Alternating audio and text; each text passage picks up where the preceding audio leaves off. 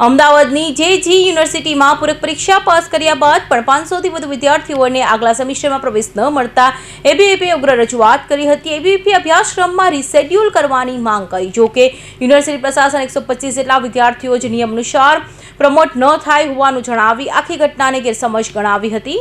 અમદાવાદની JG university પૂરક પરીક્ષા પાસ કર્યા બાદ પણ વિદ્યાર્થીએ આગલા સેમિસ્ટરમાં પ્રવેશ ન મળવા અંગે અખિલ ભારતીય વિદ્યાર્થી પરિષદ દ્વારા ઉગ્ર રજૂઆત કરવામાં આવી છે। એક તરફ એબીવીપી વિદ્યાર્થીઓના અભ્યાસ બગાડવાનો દાવો કરી રહ્યું છે, તો બીજી તરફ યુનિવર્સિટી પ્રશાસન આ મામલે સ્પષ્ટ કરતા આખી ઘટનાને ગેરસમજ ગણાવી છે। એબીવીપીના સહમંત્રીએ યુનિવર્સિટી પ્રશાસનને આવેદનપત્ર સોંપી વિદ્યાર્થીઓના હિતમાં તાત્કાલિક પગલાં ભરવાની માંગ કરી હતી। એબીવીપીની મુખ્ય રજૂઆત છે કે 500થી વધુ વિદ્યાર્થીઓને પ્રવેશથી વંચિત રાખવાનો દાવો કરાયો છે અને પૂરક પરીક્ષા પાસ કરી હોવા છતાં 500 જેટલા વિદ્યાર્થીઓને આગલા સેમિસ્ટર પ્રવેશ આપવામાં આવ્યો નથી।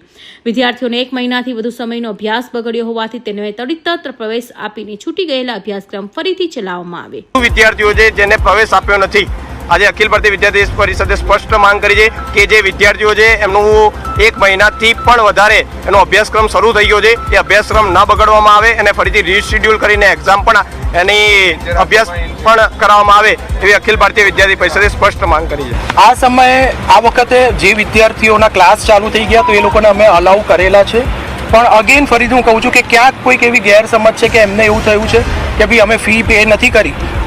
બીજી યુનિવર્સિટીઓની વાત નથી કરવી આપણે, આપણી યુનિવર્સિટીમાં આપણે પ્રમોટ નથી કરતા ને તો ફી પણ નથી લેતા।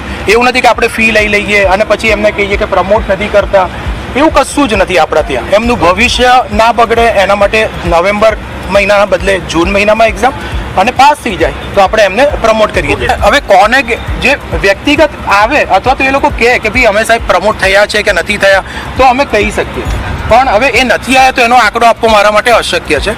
અત્યારે અંદાજિત 125 વિદ્યાર્થીઓ જેવા પ્રમોટ થયેલા નથી આખી યુનિવર્સિટીમાં થઈને।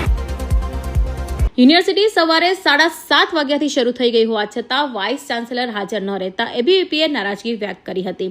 વિદ્યાર્થી નેતાઓનો આરોપ લગાવ્યો હતો કે પ્રશાસનને માત્ર જાહેરાતો આપવામાં રસ છે, વિદ્યાર્થીઓના પ્રશ્નો પ્રત્યે તેઓ બેધ્યાન છે।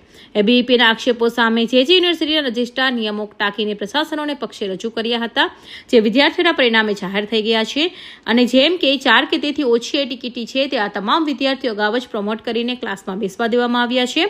યુનિવર્સિટી સામાન્ય રીતે નવેમ્બર-ડિસેમ્બરમાં લેવાયેલી રેમેડિયલ પરીક્ષા જૂન મહિનામાં જ યોજી લે છે, જેથી વિદ્યાર્થીઓનું આખું વર્ષ બગડે નહીં। કૌશિક પટેલનો report, Hind TV news, Surat.